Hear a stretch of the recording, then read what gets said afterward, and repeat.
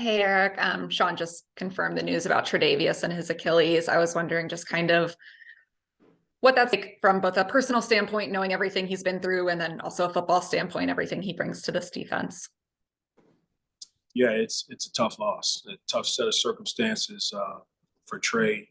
Obviously, as hard as he's battled to get himself back up to the caliber of play that we're all used to seeing, very tough circumstance. And obviously, we're praying and thinking about Trey, and emotionally, we'll do everything we can to assist with his recovery and look forward to his return to our lineup. I was curious, just what had you seen out of him through 4 games? You mentioned kind of him working his way back. How would you evaluate what he had brought to this team during that time?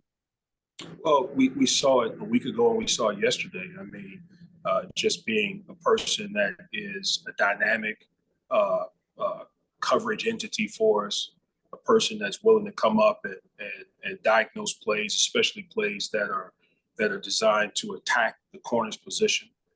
And then just his knowledge and just his experiences, his ability to lead from where he is. You know, all of those things have been present, and that's the reason why we've had the results that we've had.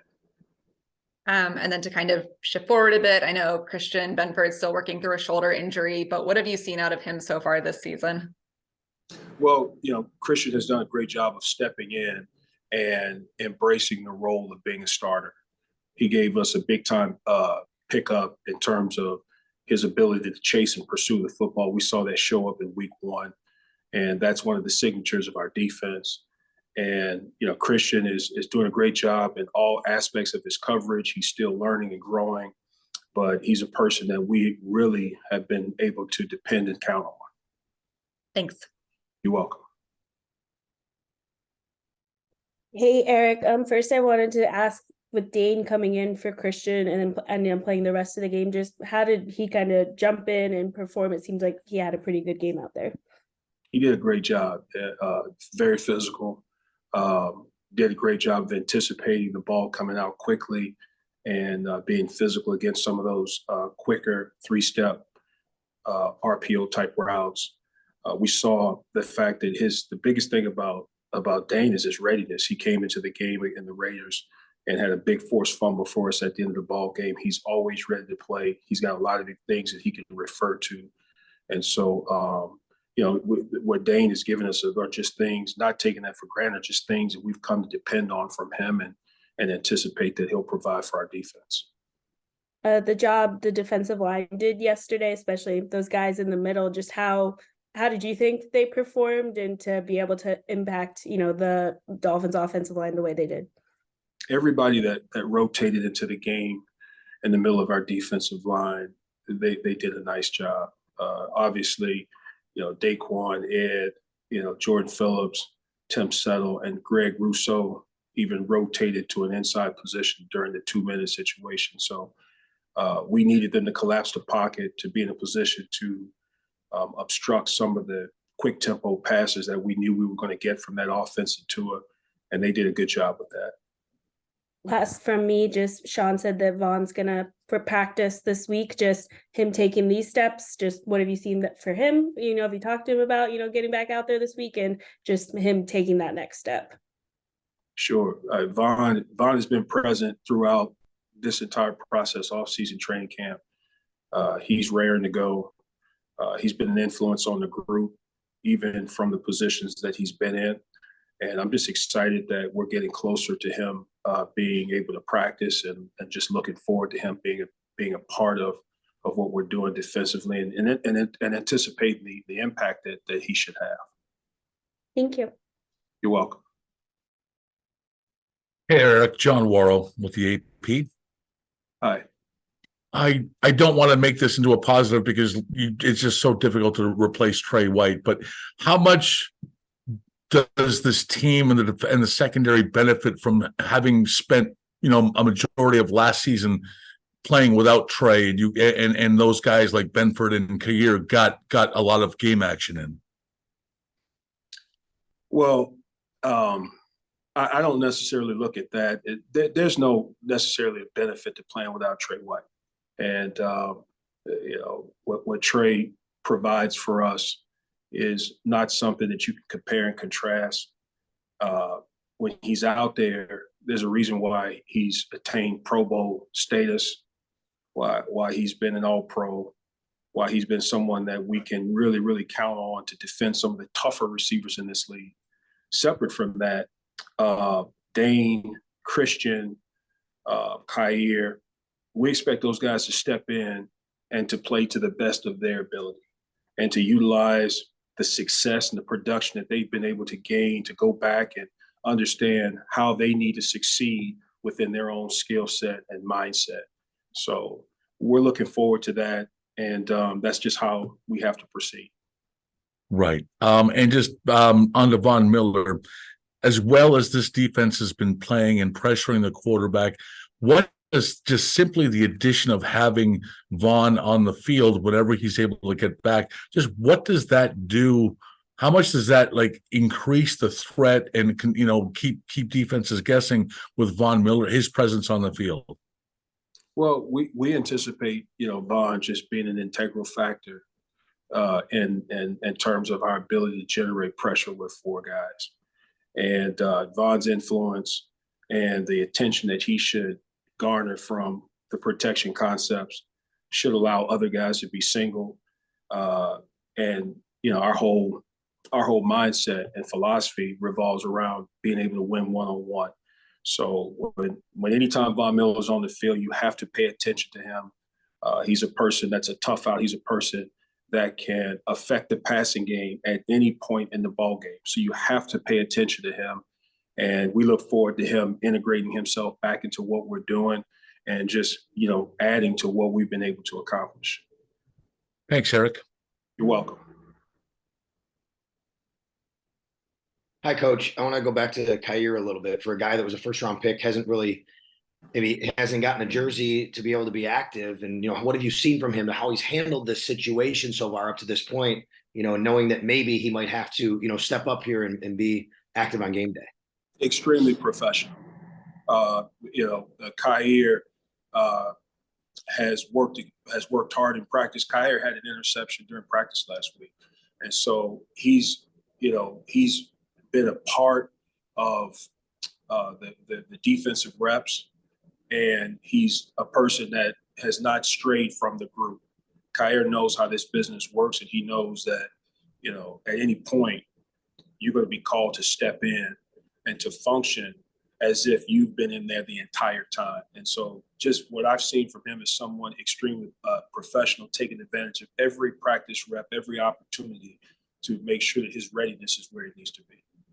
Sean talked yesterday about the communication on the defensive side because it's so loud for the Dolphins offense, and the challenge is even Terrell maybe not getting the signals as much. How about from your end, the defensive line? You have to talk to your guys as well. And I know I saw Coach Butler out there trying to do his best, and it's hard. Just trying to take us into that the challenge that presents, because you obviously love the crowd noise, but it's got to be challenging for you. You just said it. We absolutely love the enthusiasm and what the fans bring to the table in terms of putting pressure on an offense's ability to communicate and execute and make the kind of line of scrimmage adjustments that an offense needs to make. We love the assist from our fans. And as a defense, we have to embrace that. We have to go the extra mile to anticipate what we need to adjust, what we need to communicate, and do the best job that we can. But we absolutely love the roar and the 12th man aspect of our fans. Thank you, Coach. You're welcome. Hi, Eric. Tim Graham from The Athletic here. I just wanted to get your thoughts on safety play yesterday with Jordan Poyer not able to go, and how the dynamic changed, if at all. The dynamic did change. I mean, Micah obviously did a great job, was in position, and got his hands on an interception for the second week in a row. And we know that Micah's a patrol cop back there, great communicator, unbelievable ball skills.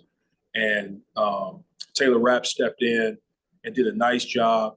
The positions that he put himself in, the positions that he was put in to execute through the skill set that he has. And so I thought both of those guys did a really good job, and we look forward to getting Jordan back as soon as possible. And then I just wanted to maybe ask specifically about Taylor, his first start and getting those extended defensive snaps. I guess, can you maybe expound on his performance and how he was able to replace Jordan?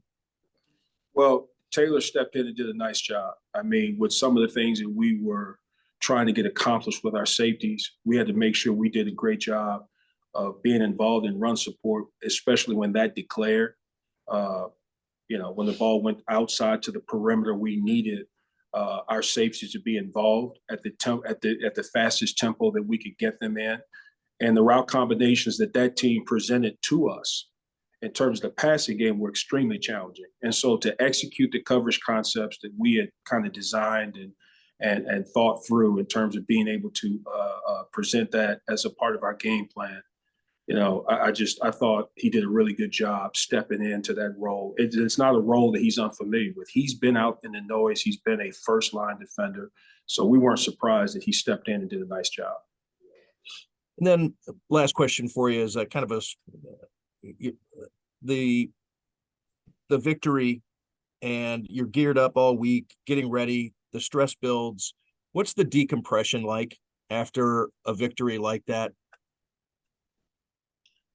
Wow, first of all, you're exactly right. You're grateful to win. You're appreciative of the efforts of everyone that poured into us being able to be on the right end of the score, and especially anticipating the caliber of opponent that we had coming in and the explosive nature of that offense.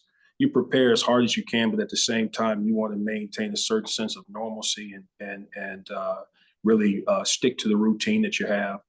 But we knew that we had, a huge threat coming into our stadium. And so when you get over that threshold and you can kind of see yourself in the winner's circle, I mean, it's first of all, you're just extremely excited. You're excited for the players. You're excited for everyone, and you enjoy it. And you look back and try and really take notes on what you did that you thought gave you a chance. Make sure you put those things together, and just look forward to the next challenge. How'd you sleep last night? Very well, very well. Just glad that we were able to get the win. It's hard to win in the National Football League under any circumstance, regardless of what happened the week before with the opponent or with you. And so that's the accumulation of a lot of effort, a lot of study, a lot of time on task from everyone. And the players went out and just did a phenomenal job. Thank you, Eric. You're welcome. Hey, Eric, I wanted to follow up a little on what Sal was asking about communication and the crowd noise, but specifically with Terrell. I think Sean estimated it was maybe like 40% of the calls that he couldn't really hear and was doing hand signals. How did you, from your perspective, just see him handle that as a younger guy who's, stepped into a larger role? Well, it didn't. He wasn't flustered at all. I mean, I think that, with the energy from the crowd, with all of the buzz and all of the noise and the things that we had to get communicated, starting with his communication to the defensive front, he was not flustered. And he's not. That's just not the type of person that he is. He seems real calm and collected. We do a lot of our communication checks on the sideline in between series, just, reviewing our process, what we're seeing from the opponent and how that relates to the game plan. But I thought he did a really good job. Obviously, he'll probably tell you that there's some things that he'd like to improve upon. And we've got to make sure that every time that we're at home with the energy we're getting from the crowd, that we are as efficient as we possibly can be, because we really depend and rely on that energy from the fans. Thanks. You're welcome. Yes, good afternoon, Coach George Redney, Challenger Community News. How are you doing this afternoon? Doing great. Excellent. Glad to hear it, Coach Washington. I'm just wondering what Jamarcus, I remember last year, Jamarcus Ingram came in and played late in the season. Is he considered a cornerback or more of a safety in your system? Well, he's provided the ability to go back and forth between both. He's been a corner.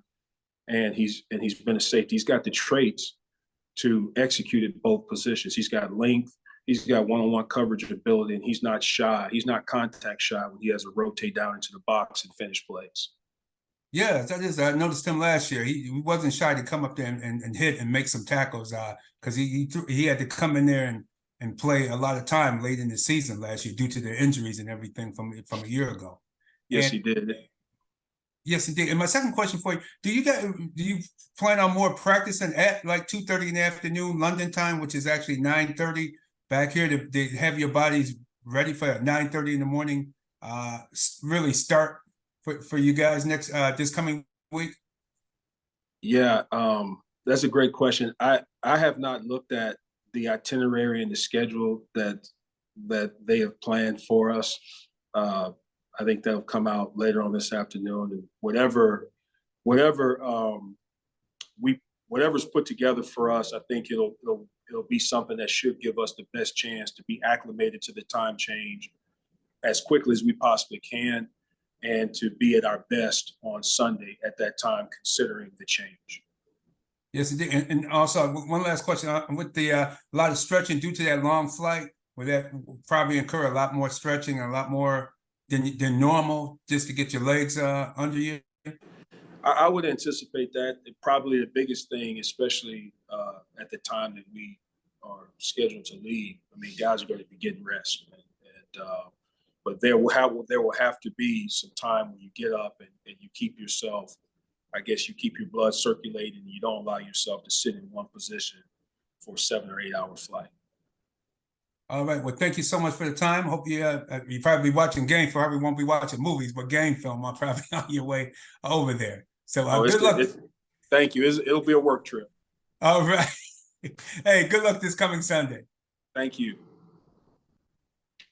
That's all the questions for today. Thanks, Coach. You're welcome.